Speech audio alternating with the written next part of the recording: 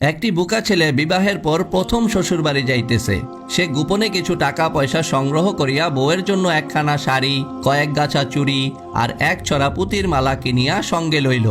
যাইবার সময় মা উপদেশ দিলেন, বাবা, শ্বশুর বাড়ি যাইতে কাউকে সঙ্গে লইবে না, আর সেখানে গেলে তোমার শাশুড়ি তোমাকে নানা রকম জিনিস খাইতে দিবে, কিন্তু তুমি যদি তার সব খাও লোকে বলিবে জামাই খুবই পেটুক। তাই শাশুড়ি কিছু পাতে দিতে গেলেই প্রথমে না না বলিবে। ছেলে মায়ের সকল কথা অক্ষরে অক্ষরে পালন করিবে, এই প্রতিজ্ঞা করিয়া শ্বশুরবাড়ির পথে রওনা হইল। তখন ছিল দুপুরবেলা। পথ চলিতে চলিতে দুপুরবেলা গড়াইয়া পড়িল। সে পিছন ফিরিয়া দেখিল তাহার সঙ্গে সঙ্গে ছায়া আসিতেছে। এতক্ষণ সূর্য মাথার উপর ছিল বলিয়া সে আগে তাহাকে দেখে নাই। সে ছায়াকে বলিতে লাগিল, ছায়া, তুই বাড়ি ফিরিয়া যা। জানিস তো মা আমাকে একলা শ্বশুর বাড়ি যাইতে বলিয়াছে, তুই আমার সঙ্গে আসিস না রে ভাই। ছায়া তবু তাহার সঙ্গে সঙ্গে আসে। ছেলেটি আরো অনুনয় বিনয় করিয়া বলে, ছায়া, তুই আমার ভাই হইবি, বন্ধু হইবি। আমার গাইবি আইলে তার দুধ দিয়া তোকে লাড়ু বানাইয়া দিব, উরকি ধানের মুরকি খাইতে দিব, আম কাঁঠাল ভাঙিয়া দিব। তুই ডালে বসিয়া খাইস রে ভাই, দেখ তুই আমার সঙ্গে আসিস না। ছায়া তবু তাহার পাছ ছাড়ে না।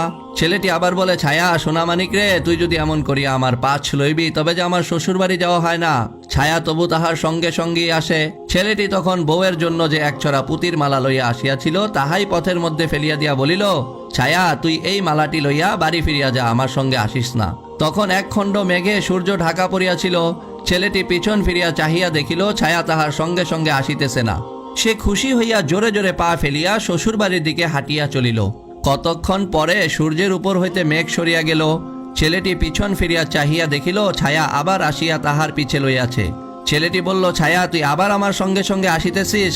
আমার বউয়ের জন্য 2 জোড়া কাচের চুড়ি লইয়া আসিয়াছি, তুই তাহাই লইয়া বাড়ি ফিরিয়া যা রে, আর আমার পিছু লইস না। এই বলিয়া সে 2 জোড়া চুড়ি পথের মধ্যে ফেলিয়া দিল। তখন সে একটি বনের মধ্যে আসিয়া পড়িয়াছিল। সে পিছন ফিরিয়া চাহিয়া দেখিল ছায়া তাহার সঙ্গে সঙ্গে আসিতেছে না। ছেলেটি আরো জোরে জোরে পথে চলিতে লাগিল। খানিক চলিয়া বনের পথ শেষ হইল। এবার পথের উপর বিকালে রোদ উঠিয়াছে। ছেলেটি পিছন ফিরিয়া চাহিয়া দেখিল ছায়া এবার আরো বড় হইয়া তাহার পাছে পাছে আসিতেছে। ছেলেটি তখন আরো অনুনয় বিনয় করিয়া বলিল, ছায়া, তোকে আমি পুতির মালা দিলাম, 2 জোড়া চুড়ি দিলাম, তবু তুই আমার পাছ ছাড়লি না। আর তো আমার কাছে একখানা শাড়ি মাত্র আছে, তাও যদি তোকে দিয়ে দেই তবে বউর কাছে কি লইয়া হাজির হইব? ছায়া, সোনা মানিক, তুই বাড়ি ফিরিয়া যা। ছায়া তবু যায় না। তখন শাড়িখানা পথে ফেলিয়া দিয়া সে বলিল, ছায়া, শাড়িখানা লইয়াই তুই বাড়ি ফিরিয়া যা। এবার বেলা ডুবু ডুবু, সন্ধ্যা হয় হয়। ছেলেটি পিছন ফিরিয়া দেখিল ছায়া চলিয়া গিয়াছে। সে জোরে পা ফেলিয়া নানা পথ ঘুরিয়া শ্বশুর বাড়ি আসিয়া উপস্থিত হইল। জামাই শ্বশুর বাড়ি আসিয়াছে। শাশুড়ি কত রকমের খাবার তৈয়ার করিয়াছে, কিন্তু খাইতে বসিয়া জামাই মায়ের উপদেশ মনে মনে আওড়াইতে লাগিল। মা বলিয়া দিয়াছেন, শ্বশুর বাড়ি যাইয়া কম করিয়া খাইবি।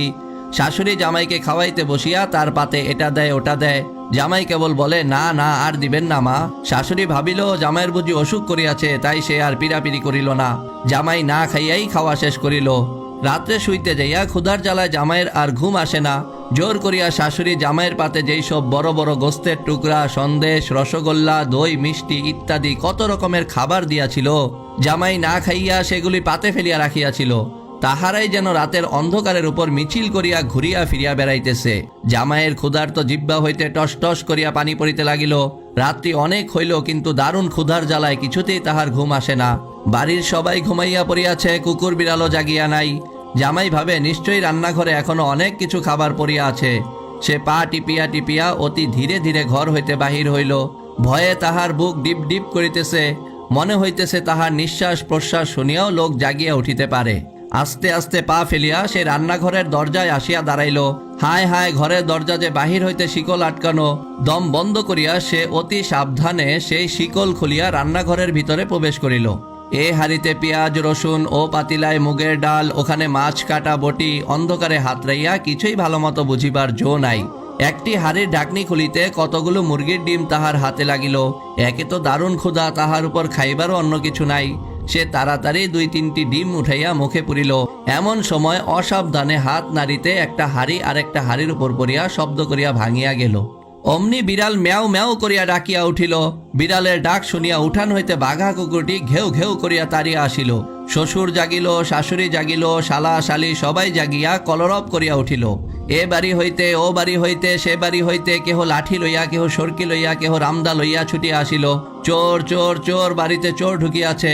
সকলে আসিয়া দেখিল রান্নাঘরের দরজা খোলা। নিশ্চয়ই চোর রান্নাঘরেই লুকাইয়া আছে।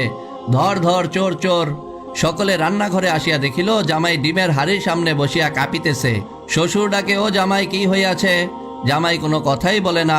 শাশুড়ি কাঁদিয়া উঠিল, হায় হায়, আমার জামাই বুঝি আর বাঁচিবে না। বাড়ির কাছে ছিল এক নাপিত ডাক্তার, তাহাকে ডাকিয়া আনা হইল। সে জামাইয়ের হাতের নাড়ি পরীক্ষা করিল, বুকের ডিপডিবানি গনিয়া দেখিল, কিন্তু রোগের কোনো লক্ষণই খুঁজিয়া পাইল না। তারপর জামাইয়ের মুখের দিকে চাহিয়া দেখিল, তাহার মুখ ফুলিয়া রহিয়াছে। অনেক ভাবিয়া চিন্তিয়া নাপিত বলিল, জামাইয়ের মুখে ফুরা হইয়াছে, তাই জামাই কথা বলিতে পারিতেছে না। ফুরা কাটিয়া দিলেই জামাই কথা বলিবে। এই বলিয়া সে ঘচাঘচ করিয়া তাহার খুরে ধার দিতে লাগিল। খুর ধার দেওয়ার শব্দ যেন জামাইকে টুকরা টুকরা করিয়া কাটিতে লাগিল। অনেকক্ষণ ধার দিয়া নাপিত জামাইয়ের মুখে যেই খুর ধরিতে যাইবে, তখনই জামাই বলিয়া উঠিল, আমি ডিম খাই নাই। অমনি জামাইয়ের মুখ হইতে 2-3টা ডিম বাহির হইয়া আসিল।